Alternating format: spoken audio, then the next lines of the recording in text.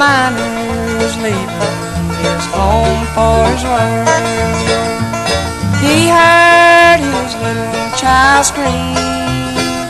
He went to the side of the little one's bed. Oh, Daddy, I've had such a dream. Oh, Daddy, don't go to mines today, for dreams have so often come true. Oh, Daddy, dear Daddy, please don't go away. I never could live without you.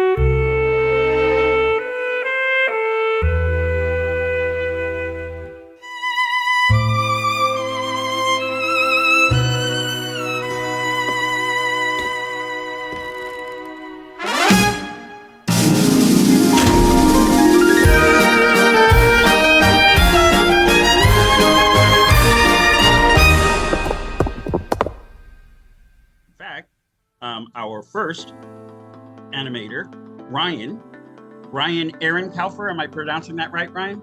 Yeah, that's very good. Yes. Ryan's coming to us at the moment from Illinois, but he's actually on his way to New York to stop in the gallery for himself. So you may bump into one of the artists while you're there. So Ryan, your company or your site is Stop Motion Animator Video Lessons, Stop Motion Sketch Chart. Is that it? Or sketch? So primarily stop motion sketch art. Primarily I'm on YouTube, and that's where a majority of my content lies right now. But yes, that's the name of it. I see a lot of, in your production, I see a lot of mixed items, many of them three-dimensional, a few that are two-dimensional, Yep. And the use of stop motion. Which stop motion process do you utilize? So I started off around 2020. I was using an app on TikTok, and that's what I actually got started with. And then I moved into buying a Hue stop motion camera. It was primarily for my kids to get them interested in it, and I kind of got hooked on it, and we started playing around with it. And now I'm actually getting ready to move into some 4K, higher resolution stop motion.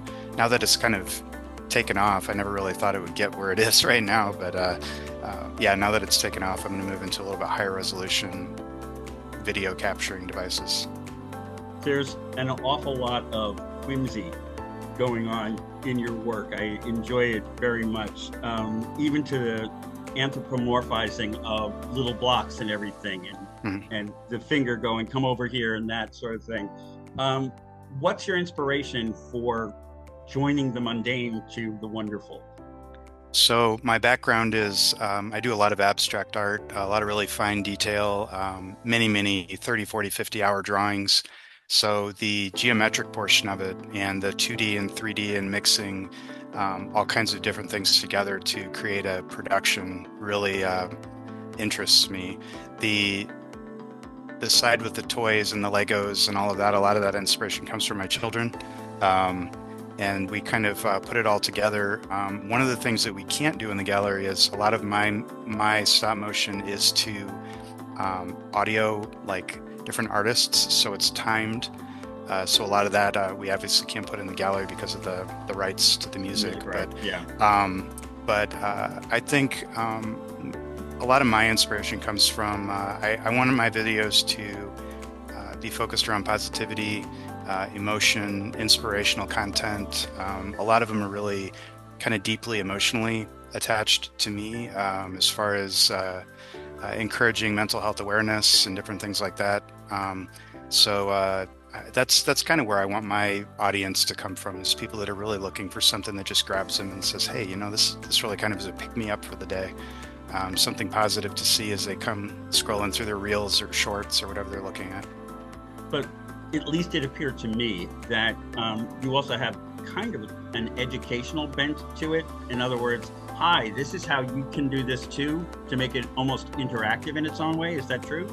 Yeah, what I was trying to do is really see what kind of an audience I was going to capture and then let it kind of build in a certain direction. I would love to have like a multi-stepped, people can come and just watch it, but then if people want to learn how to do it, I would also like to maybe start an educational portion of that to teach people how I do all the little different things, and also just how to draw and how to shade and how to color and different things like that. Whatever the audience kind of drives me in that direction. I want to be as creative as I can. And like I said, when Lisa kind of came across me on Instagram, it was just by chance, and it was an honor to be in the gallery. It was fun for me because I realized that you were doing things with more modern tools that when I took film classes at Fordham in the 1980s, we had to do with a Super 8 camera. And let me tell you, stop motion with a Super 8 camera is not easy at all. Yours was flawless. It's very smooth. I love the tricks of an astronaut going through a hole and popping back out again later. It's interesting to see that we still are fascinated by the same kind of imagery, even though the tools have become very different. Do you want to give people just a little bit of an insight on the tools you use, on the cameras and so on? Sure. It's a very basic setup at this point. I have very little time. I've got 5 kids, so I usually crunch my stop motion into the end of the evening, usually 2 to 3 hours. A lot of times it runs past midnight. But it's a basic Hue stop motion camera. I want to make sure I'm not breaking up. Everyone can hear me clearly? We can hear you just fine. Now you're breaking up. Oh, am I? Okay. But if as I bring in my tools are basically I have a foot pedal that I use to take my pictures, because I found that I'd have to constantly stop and hit with the button. So I did invest in a really inexpensive foot pedal.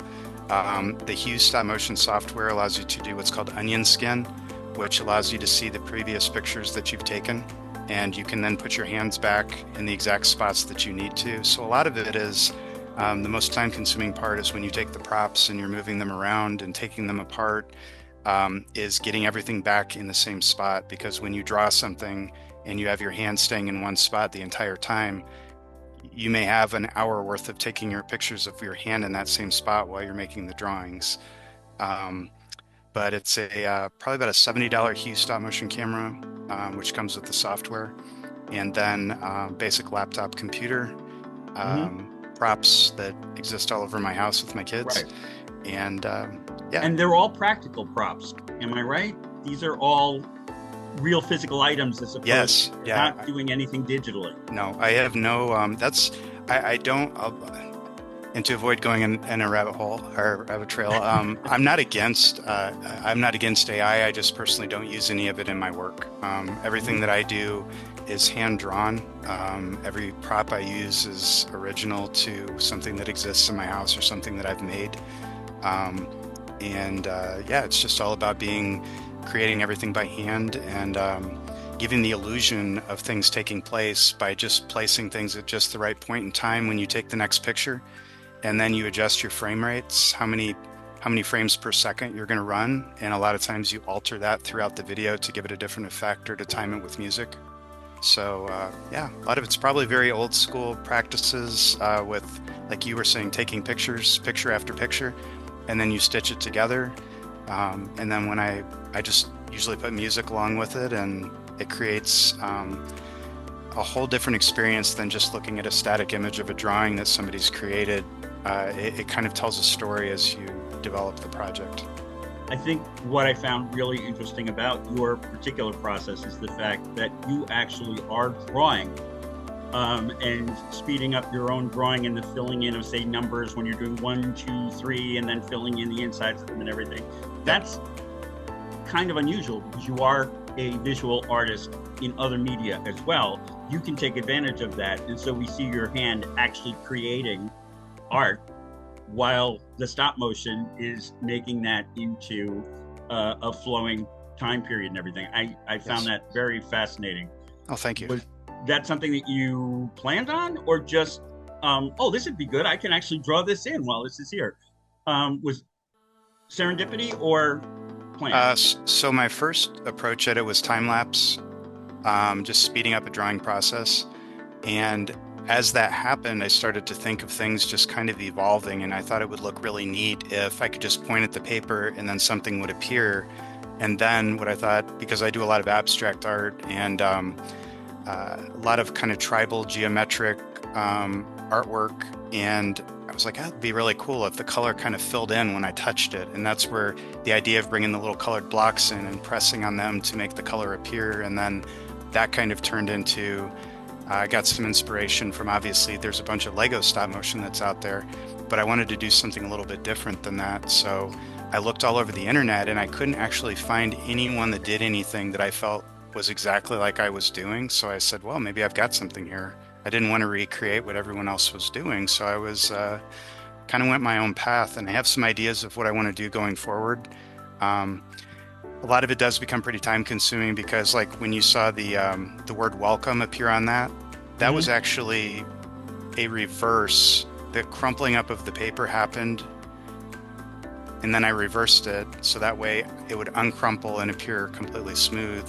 So there's a lot of thought that goes into that. And then when you draw a letter, you have to put everything right back up where it was before, hold it, take a picture, bring it back down, draw, bring it back up, hold, take a picture. So it does take quite a while. Some of them can take 4 to 6 hours for just a 15-second production.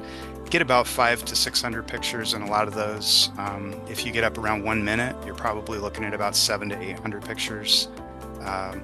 And you really don't know how it's going to turn out until you're done. And then you hit play and you play it all the way through, and you find out that you should have slowed down here or sped up there. Or, yeah. Yep. Cool. Thank you. We're going to move on to Ashley at this point. Please hang around, because at the end we like a little bit of a roundtable, and if there are any questions from the audience, we can address them at that point. Absolutely. So we'll move over to thank you. Ashley Gerst. Are you on? Is your mic on? Yep, done. So the description of Ashley Gerst, ladies and gentlemen, and to others, is animation, characters design, cats. I have to admit, that made me giggle when I saw that. I was like, okay, so she's not someone who takes herself too seriously. However, I was impressed with your CV. Yeah. You have an awful lot of ties to academia. Associate professorships popping in here and there all over the East Coast and the West Coast, apparently. Is education your primary focus, or is the art your primary focus? It depends. Especially in the summer, art ends up being my primary focus. But it depends on when in my career. I've been teaching full-time now for 8 years. So art was my primary focus. Before then, I freelanced a pretty good bit. I still freelance a fair amount and make my own projects as well.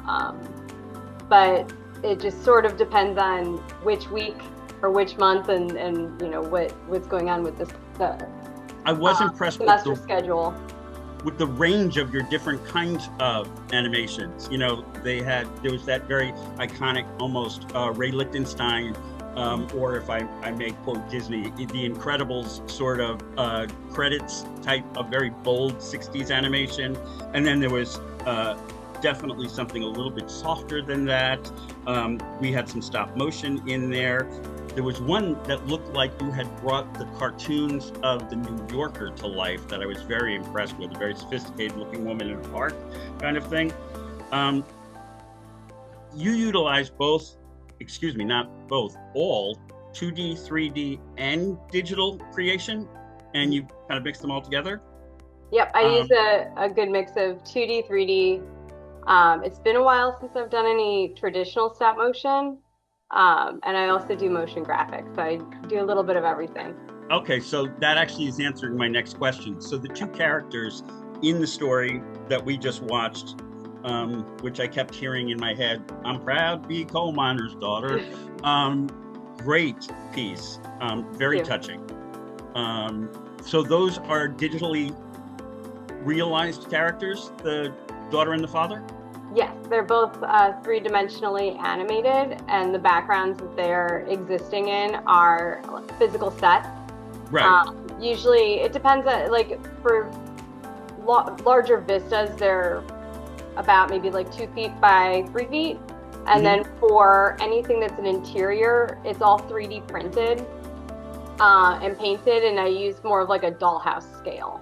So I can sort of mix and match, like, while I wanted to make the furniture from scratch, things like windows and doors it would just take so long when I can go online and buy a door for a dollhouse, and it's bam, done. Or in my case, I have one that I can utilize and then just like put back in the box. So you add another layer by creating your sets with 3D printing. Okay, I'm very impressed. That's a technology I haven't even gotten to try yet, let alone become fluent enough in it to be able to use it as sets in my films. That would be amazing. It's a good mix of fun and an absolute pain, actually. So it's a lot of tinkering and making mistakes and fixing it, and then doing that again. I loved to read that your sets and the background pieces are real, physical, and you photograph them and then push over the digital renderings. Yeah, and combine them digitally. But I'm looking around at some of your sets and it looks like there's crochet on it, like there's macrame, there's different textures that work in the film but are kind of unusual. I mean, it seems like you almost make a collage out of the backgrounds. It's not just a flat 2D rendering of the train tracks and all the rest of it. There's stuff that sticks out that's three-dimensional, but that also seems to be almost common found items. Right. What brought you into utilizing that in your animation? So a lot of it is when you're doing like work for a client, you have to work with the style and the structure that they want you to, whether it's like color, fonts, like character design, whatever. But when making my own projects, I try very hard to mix the things I really enjoy doing. I love knitting. Still learning how to crochet. So far, I'm pretty abysmal at it, but I'm much better at knitting. And I really enjoy embroidery. I love physical sculpture, and I don't have a lot of excuses to use them in like client work, or even what I teach in at university. Like I'm teaching like practical skills for gaining jobs in like the greater New York area. So I'm teaching digital art, and while I encourage my students to explore, it's not, that's their choice, as opposed to it's not necessarily something that I should force them to do. It should be more about like the job market and what they can get, and what I can teach them about being a good animator, and then they could take that and explore it if they want or not,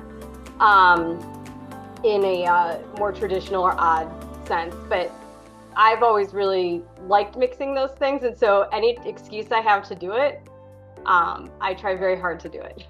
I find it very effective and unique.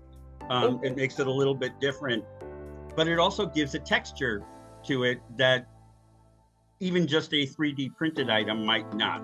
To have those textiles, to have something that has a little bit of a coarse grain to it, something very, very effective, especially in the emotional power that it brings to what you've got. Now, I'm going to ask you a technical question, if maybe, since you do teach digital, for us lunkheads, if you could possibly talk to us about, I was very taken with the emotions on the characters' faces, the two characters in that particular tale. Their faces are not hyper-realistic. They're imaginary, they're fantasy style faces, much bigger than normal and all the rest. And yet their emotions were so honest. They were so real, and you knew what each of them was thinking. Even when she got to heaven and her father looked disappointed for a moment that she was there, she came too soon, but then was happy to see her. The facial expressions are amazing. How does one render facial expressions? Do you come up with like a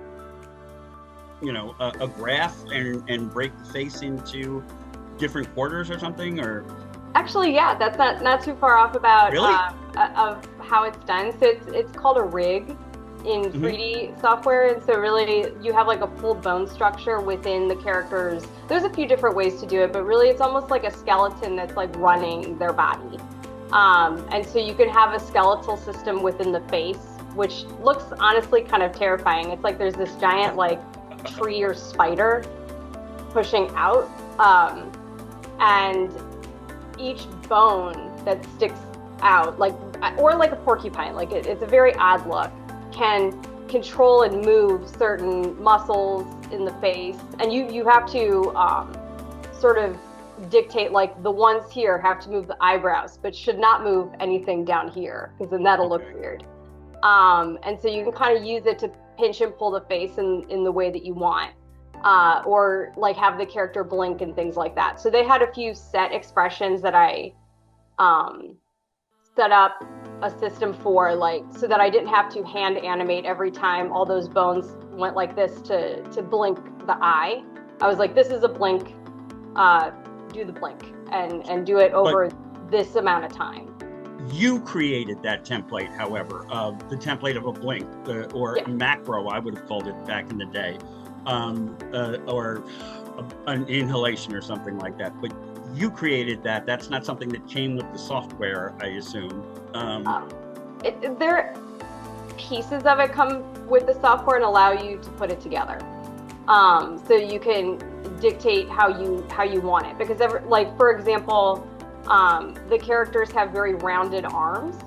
So there's a whole bunch of, again, there's so many ways, like it gets kind of into the weeds of like how you can do it. But typically, like I would have like a bone that goes from here to here, here to here, and then that would make up my arm. But in their case, they have 10. And so that when and I didn't dictate an elbow, so that when things bend, it's very round instead of having like an actual point. So I can make some decisions about how to structure some of those things. And then kind of the eyes were kind of the same because they don't have like eyelids to blink with. They have like a little shape that sits in front of their face, and then that changes. So there, typically you would have like the skin of the eye can actually come down over the eyeball in 3D software, very similarly to what it does in real life. And in my case, I had to make something kind of weird to manage that. I'm just fascinated by this, so excuse the questioning, but so you've got a skeleton that you fill out to look like the character you wanted to. How much of it can you reuse on your next production, but they have to look like Charlie Brown and Lucy, say, or they have to look more like a Marvel comic or something like that, where they're much more human, closer to being a real human look? Is that same skeleton able to be used and then you just kind of clay it out into, or do you need to set up a new one for each character? You might be able to like kind of pull parts of, like take some of it apart and put it back together, but for the most part, it's probably better to build something new.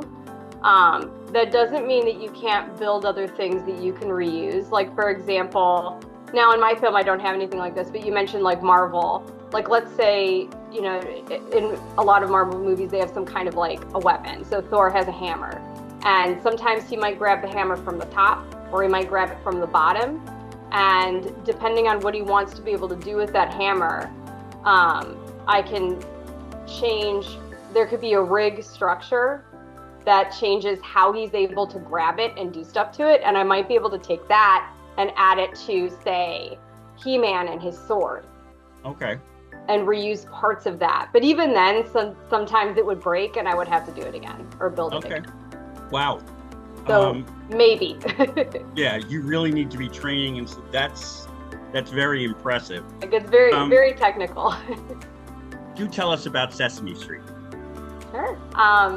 So that the animation that you referenced with the woman walking dogs was from a short that I did for Sesame Street. It was a couple years ago. I animated it in the summer of 2023, and then it aired in May of 2024. And it is a part of the season 54, I think it's episode 29, and it's called Brave Bessie by Brave Gabrielle. And so the animation is just a 1-minute short. For anybody here that grew up with Sesame Street, you might remember some of them, like teeny little super guy, and he's like a cup, and he's animated on a cup, and it's like stop motion. Or there's also the girl that's like trying to remember what she needs to get at the store, and she says, I need butter, I need bread, I need milk, and she's repeating what her mom says as she's skipping to the store. That one's from the 70s. And then there's like another one of those types of shorts where it's like a pinball and they're counting to 12. So there's like a few that like people really remember, and those are usually the ones that, like, if you watched Sesame Street when I did, which would have been the 80s, you would have seen those. And so I was invited to pitch an idea for one of those. They're not allowed to involve the titular characters, so like no Elmo, no Snuffleupagus or anything like that. It has to be your own characters. And they usually have a theme. So the theme for that episode is jobs, and everything is kind of associated with different types of jobs you can do. And the whole episode just kind of focuses on that. And then they also wanted it to focus on the number 5. And there were other options that I could have pitched. They gave me like 3 or 4 options. And I picked the only one I had a good idea for was number 5, and it had to do with jobs. So I pitched an idea about a dog walker, and she walks 5 dogs and takes it to like Central Park and stuff like that. Yep. That was the one that, like I said, I felt like you brought something from the New Yorker to life there. I didn't realize that was the one that Sesame Street used. That's the Sesame Street one. That's not everybody can say they did something for Sesame Street. I think that's very, very cool. It was such a good experience, yeah. Mm-hmm.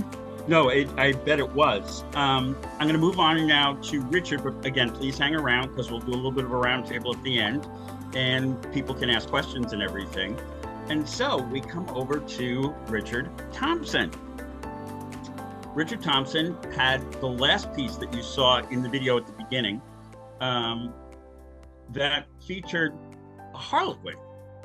Richard, talk to me. A Harlequin is one of the most recognizable long-term, hundreds of years of commedia dell'arte, except that he had a derby, different hat. But what brought you to utilize that as your main character in that? So the thing is that there are a lot of connections between sort of traditional clowning and animation that have been written about, and particularly commedia. From commedia became British pantomime, which then developed into silent movies. So the hat is an ode to Charlie Chaplin. Charlie Chaplin. Okay, and that makes sense. so I the rest... thought it might be Laurel and Hardy, but okay. No. That's actually perfectly correct, because so King Carno, which is the title and the name of the character. So Fred Carno was an acrobat and producer of British pantomime, and he basically discovered Charlie Chaplin and Stan Laurel. Okay. And so so it's kind of it's sort of a tribute to him that I sort of named the character King Carno, and he was called the King of Comedy in a sense, and then Charlie Chaplin was often referred to as the King of Pathos, and so there's a lot of so there's the Harlequin character, there's the Charlie sort of ode to Charlie Chaplin, and then obviously the big clown shoes is sort of more of an ode to modern day clowns, right? The modern day clown. So it's sort of an amalgam of different clowning traditions. But it does go back to the mask from Carnival. Yeah. And that was, I've always found that a little bit macabre.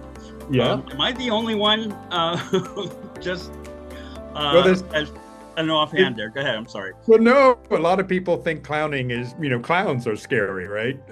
So the mask, I mean, to go to something that Ashley was talking about in terms of rigging, one of the reasons for the mask, it's the Harlequin mask, and Harlequin, so Bugs Bunny is a version of Harlequin. They're the tricksters. The character Scrat in Ice Age is a version of Harlequin. There's lots of the stock clown characters from commedia are literally replicated in modern day cartoons and animation. The trickster is always, even Loci, if you want to go that far, or Pocopelli. Yeah, exactly. Il Capitano from commedia is also like the Gaston in Beauty and the Beast, things like that. So there's just a lot of connections.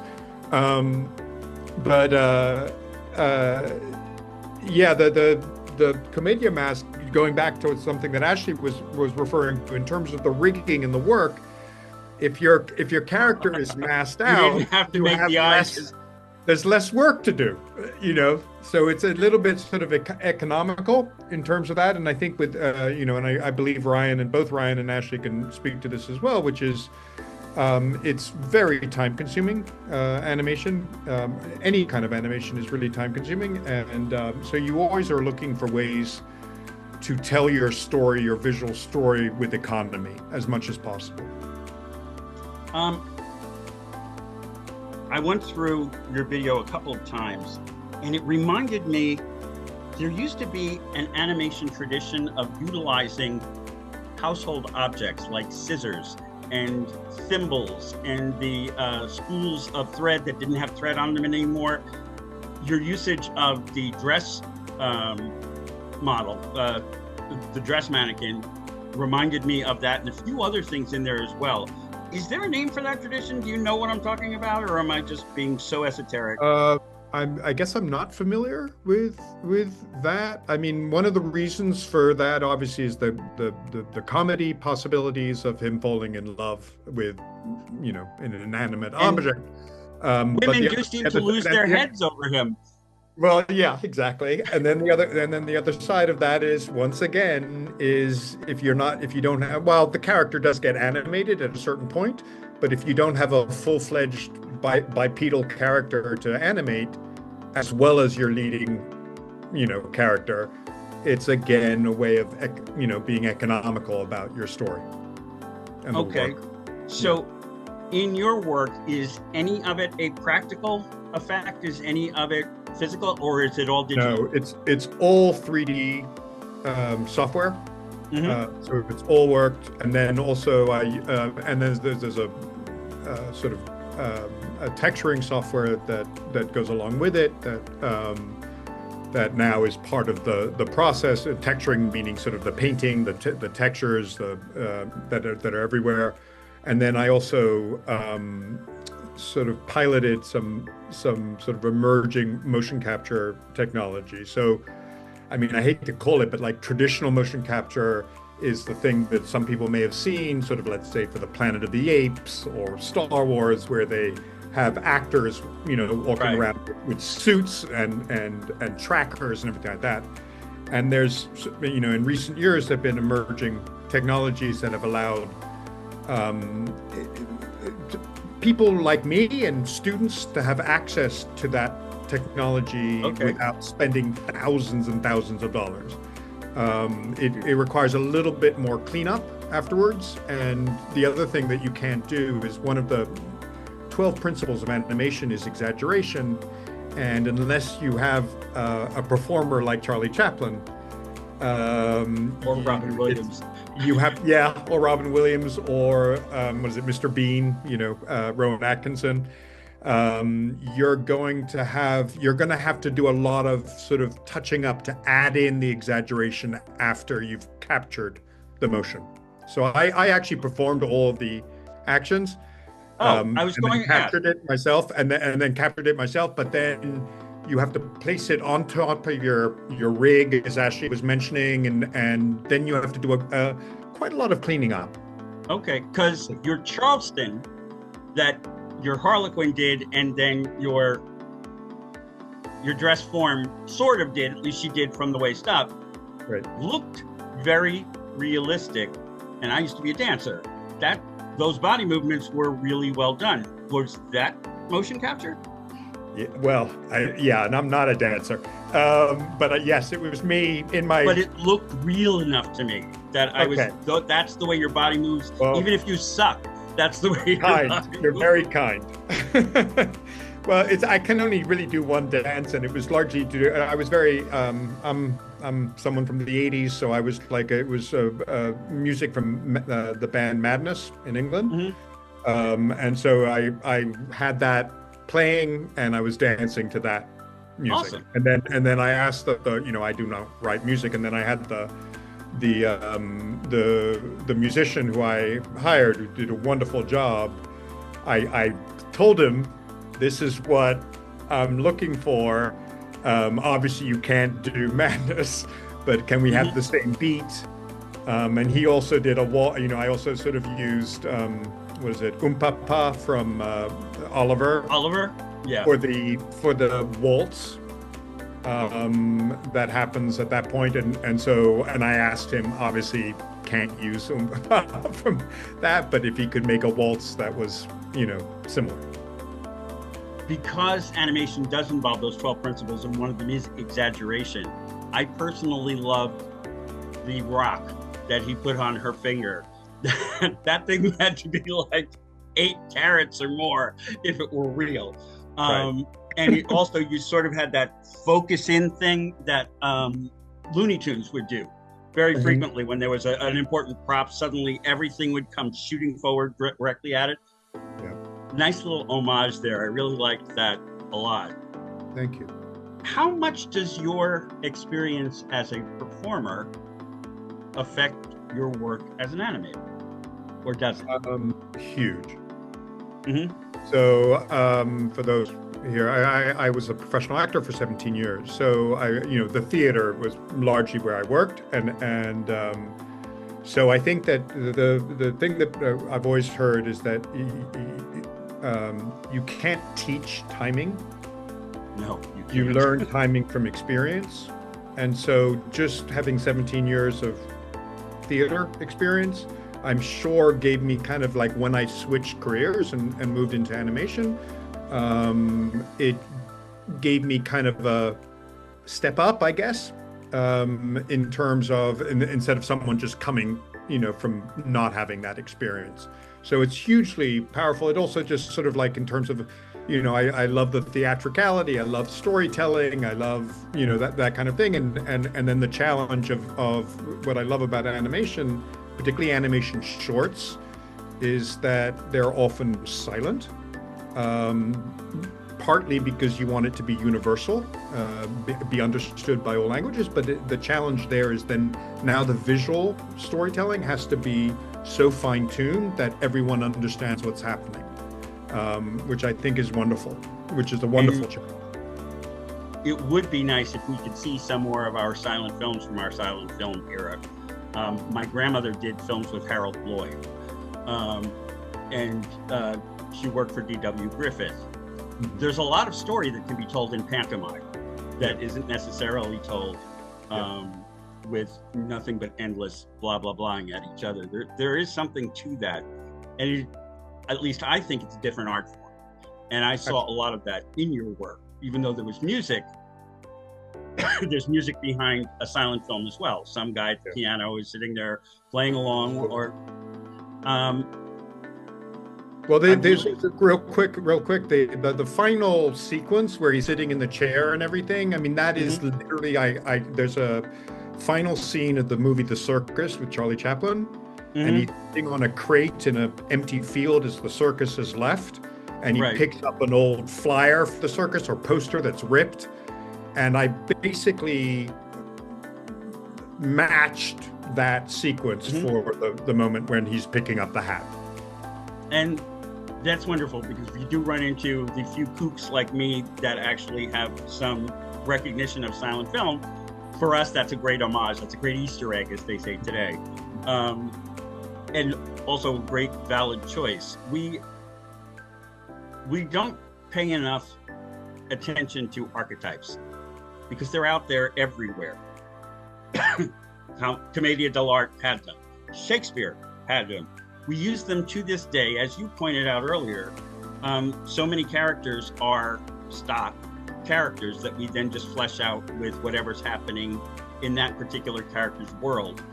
But you know what's going to happen if you think about it. How this is going to be the tragic character. This is going to be that. Did you study the classics?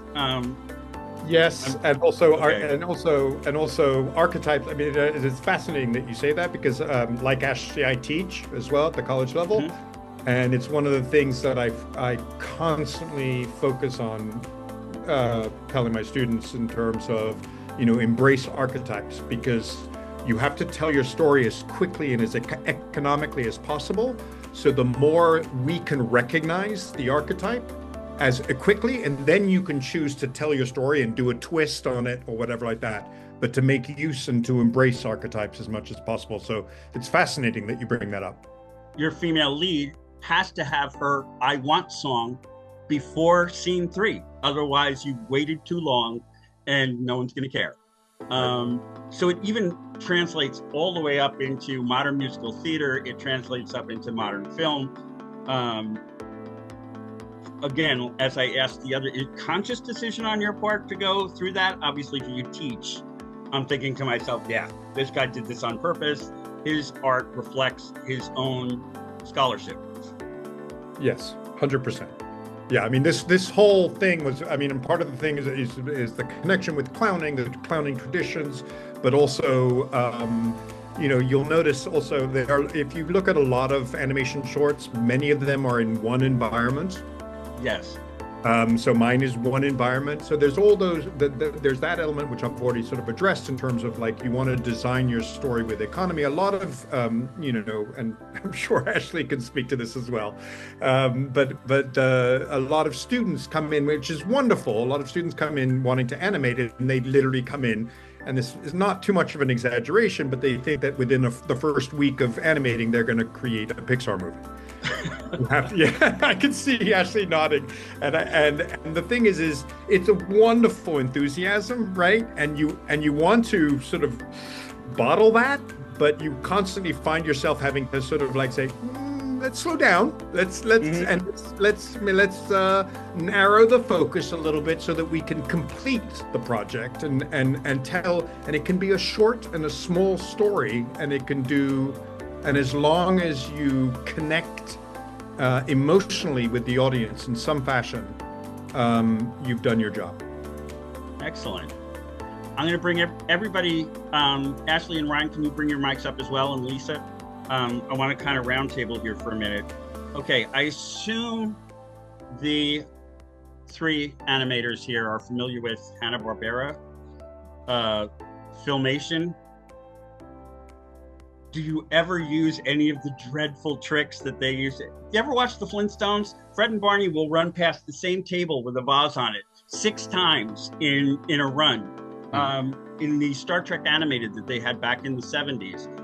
Basically, the only thing that changed was the head would move and the mouth would change, but like the body was stationary. The bridge set behind it had lights that just did this, but there was no motion. Do people still use those kind of tricks of the background isn't that important in this shot, so it'll be okay if they run past that same thing 5 times? Or as fine artists, do you eschew that sort of work? Take it, folks. You can hide it a lot better now. So especially like in 3D, you can use the same walk over and over and over again, but the camera's in a different spot. So they're walking away or walking at you. You can add them like doing this or something, like they're scratching their nose. And you can do that in so much less time, but the whole rest of the body can still be the same walk. So I use tricks like that all the time, but I try to hide them, where I think in Hanna-Barbera, like the point was not to. Shameless, they were shameless. Yeah, they tried to make it as cheaply as possible so they could make episodes, but one of my favorites is that all the characters have a collar so that they could just like swap the head over and over. And then they have sleeves like this, like up like this, so that they can just swap the arm if the character is doing one thing with one arm, everything else is stationary. But there's puppet tools now and like all sorts of other like stuff like that makes that stuff very, very doable, and it's not as obvious. Okay. Gentlemen, any want to kick on this at all? Any shortcuts that you might utilize that we're not going to realize you do? I know shortcuts I would like to utilize. So I do not have a physical static workplace. It ends up being our large kitchen table, which then involves me setting up, centering, focusing, putting all my lighting in. I literally can spend an hour just setting up my workstation for a very small drawing. And so my goal is to be able to at least have a workstation that is permanent, to where my camera's already focused, I've got everything where I need it. As far as props go, I think for mine, because I try to focus a lot on very individual topics, as it's kind of evolving, I'm moving more in the direction of the emotional connection with my viewers. And so if I do one on like Begin Today, or forgiveness, then I really want my props to focus around that. So I haven't gotten to a point where the volume of my work is enough to where I'm really reusing anything. And obviously, because I'm drawing everything, it's a little bit more difficult for me. So I'm always looking for ways to, like the foot pedal. The foot pedal was huge for me because now I can use both my hands and I can actually use my foot to take the picture while not having to continuously replace my hands. Lots of just different techniques for me, and learning, trial and error, and I'm getting ready to switch over into a higher end system, so it's probably going to be another learning curve for me. But yeah, so I think I probably can't speak to it as much as the other two can. But yeah, that's kind of where I'm at. I just reusing my workspace would be my biggest benefit. Okay, that makes sense in and of itself. Richard, do you have any tricks? Yeah, I think the biggest, well, I mean, it's not tricks, it's just like you learn process. But I mean, I think that the biggest thing for me is realizing how important pre-production is. So, so when you're planning this, because I don't know if anyone here has ever watched sort of the the supposed cut scenes from a Pixar movie or something like that they'll have at the end. It's kind of they're very few because they've planned everything out, because again, and I hate to be harping on this, but because of the time-consuming nature of the work. So they're constantly trying to nail everything down before you even go into modeling something or animating anything. So I would say that with this animation with King Carno, the biggest thing that I did was I had like 30 to 32 shots, and I had planned them all out and knew where the camera was going to be for each one. And that way it eliminates, like, for instance, you mentioned that you don't see the mannequin dancing the whole way. Well, yeah, because that would be problematic with the wheels, right? Yeah. And everything. And so you do a cut from the waist up and you get the action, and we ignore that fact. I did run into a little bit of a problem because I'd done the motion capture for the dancing, right? And for the waltz. And with the waltz, when you waltz, you're moving your body, you're going up and down. I mean, that's, a little bit. And so when I put in the mannequin to waltz with the character, it was like lifting off the ground and everything. So I did a whole bunch of trick. So that's how those two shots ended up being. And those were switched, which is the shot at the bottom, which was just the feet on the ground and the wheels. And then the shot from above, because I could hide the fact that I'd actually kind of frozen the top part of the body of the character so that it could stay and only have the feet moving. Donald O'Connor did that Singing in the Rain when he danced with a mannequin. He had to throw it around and it was very stiff, and I thought you were kind of going there. Yeah, well, you're giving me too much credit. I was trying to hide. Lisa, did we have any questions from the gallery? We didn't, but I have a very trivial question for all three animators, and we can end the night with this. If each animator could tell us their favorite animated characters from their childhood. Great one. Well, I'll go ahead. I mean, I think that I won't talk about a specific animated character, but I'll talk about an experience, and I'm going to be a little bit generic here because I'm very influenced by Pixar and Pixar movies. But the thing that I've always heard about Pixar movies is that the reason that they were so successful is that they were telling a story. They were telling a two-leveled story, one for the kids that were going to see the movie and one for the parents. And I remember going to see the movie Up with my oldest son, and we left the theater, and I mean, we had both, or I certainly had been crying. and Ellie dies in the first 5 minutes. Exactly. Yeah, I know. And so, but at the end of the movie, I turned to my son as we left, and I said, "So, which character did you, identify with?" And he said, "Oh, the kid, the boy." And I was like, "Oh my God, I so identified with the older man, right?" And it was just like, so these two stories and two ways of empathizing, the audience empathizing. So that's what I would say would be sort of my connection with animation, more than just like a specific character. It's more about telling wonderful stories that appeal and emotionally connect to a variety of age groups. To piggyback on that, sorry.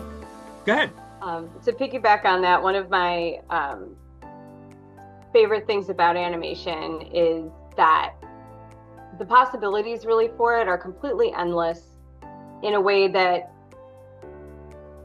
transcends beyond reality in ways that so many other art mediums do, but it's just done so differently in animation, where like you can have such a emotional connection to one character and not another, or identify with the older character and not the younger character, and vice versa. And really the only limit with animation is like the limitations of the person making it, which is true for all artwork, but it's one of my favorite sort of like thought regarding animation. But to answer the question a little bit more literally, my absolute favorite character is Daffy Duck. I love that he is such a jerk, and that he's like very loony, and he's like super greedy and sneaky. Like I love that about him. I love that he is like not a good person, but you like really like him anyway. And my favorite animated film is The Last Unicorn, which is kind of gaining a lot of traction more recently, and I love that so many people know about it now. But I grew up watching that, and so that would be, if I'd just kind of sort of pick two things that like made me want to be an animator, it is Daffy Duck and The Last Unicorn. Cool. Wildly different. Ryan, do you have one? And I have one question for the three of you to end this with, but I'll get there after Ryan gets his fave. So I grew up around the Looney Tunes era, and when Disney was still Mickey Mouse and everybody on TV, and before the Disney Channel. I think I have an admiration so much for like the hand drawing and the over and over laying of the old style animation. And I think I started, I'm also a cartoonist. I do a lot of drawing and cartooning. So I kind of find myself falling a lot in that area, to where Roadrunner and Looney Tunes and all of that. I don't know that I have a specific favorite, more as a favorite style. I like the look of a true hand-drawn animated movie. I do love the Pixar and newer stuff, but there's something that kind of just resonates with me with that older hand-drawn, how fluid it all is and how different it looks. It just that's probably, it does have a different effect to it. Yeah. Watch the Disney canon from the early years, then from the 90s with the Disney revival, where it's still utterly amazing but hand-drawn, and the more modern ones, they're all wonderful films, but there's a different feel to all of them. Okay, so I have a question for the three of you and for Lisa. We can do it with hands. The Polar Express, masterpiece or Uncanny Valley? Who votes Uncanny Valley? I thought so. The technology wasn't quite ready yet, was it, Ashley? No. I understand why people really like it, but it just gives me the creeps every year. It's a nice story, and you know, very heartwarming, but those kids are like dead zombies. What's so funny is that technology needs to develop sometimes before you go full in on a project like that. Last thoughts from anybody, and we'll wrap it up. Well, you really opened up a can of worms. I wonder because I've talked about Uncanny Valley and the issues with it, but I'll spare you because that's like a whole other. And who was that guy up on top of the train? Please explain that to me. Anyway, I do just want to. I'm kind of humbled by the opportunity to be in the gallery. I've tried my entire life with different art to get into a gallery, and I'll be honest, I just turned 50 this year, and being able to come there and show my kids that something that I wasn't even expecting to end up in the gallery is there now is a real testament to just continue to do what you love to do. I wasn't doing it to get anywhere, honestly, and it was just like I love doing it, and I feel to be beside everyone else here who's very, very accomplished in what they do, I think is it's just a really great opportunity for me. I just sincerely want to thank everybody for the opportunity to be a part of it. And Lisa and I would like to thank the three of you for being here. This was a great chat. I had a lot of fun. I hope you enjoyed yourselves as well. We learned some great things. Thanks, everybody. Please come back for the next one, and let me